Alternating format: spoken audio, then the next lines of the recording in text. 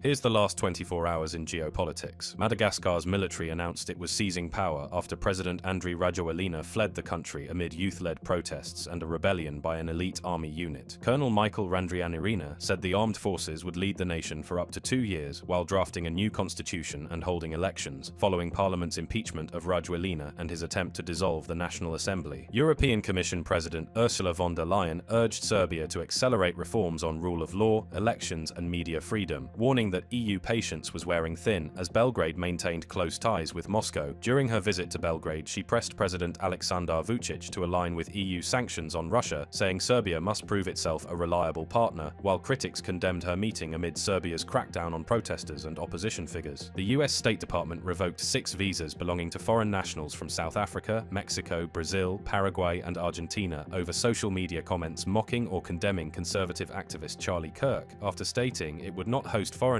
expressing hostility toward Americans. The move follows broader visa crackdowns under the Trump administration, which has also cancelled thousands of student visas for alleged law violations or support for pro-Palestine causes. President Donald Trump said a $20 billion US currency swap with Argentina was intended to aid President Javier Milei's electoral prospects, warning Washington would not waste our time helping the country if Milei's party lost upcoming midterms. The remarks tied US support directly to Argentina's election outcome, unsettling markets as Milei's austerity program faces waning public support and his coalition grapples with corruption scandals and legislative resistance. Sweden, Estonia and Finland pledged new funding to purchase US military equipment for Ukraine under NATO's prioritized Ukraine requirements list, while Spain, Italy, France and Britain faced criticism for limited contributions. NATO chief Mark Rutte said $2 billion had been committed, below Ukraine's $3.5 billion target, as US Defense Secretary Pete Hegseth urged allies to expand investment amid a reported 43% decline in military aid over the summer. Poland's Foreign Minister Radosław Sikorski warned that Russia could strike deep into Europe, urging EU and NATO members to fund a drone wall to protect the continent's eastern flank. Speaking in London, he called for sustained 3-year support for Ukraine and expressed hope that US President Donald Trump would supply Tomahawk projectiles as NATO leaders met in Brussels to discuss expanding military aid amid a sharp drop in support. The US military carried out another strike on a boat off Venezuela's coast, leaving 6 people deceased accused of trafficking illicit substances, President Donald Trump announced. He said the vessel was linked to an extremist organization, as critics and some lawmakers questioned the legality of the strikes, which the Pentagon has justified under an armed conflict designation against illicit substance groups.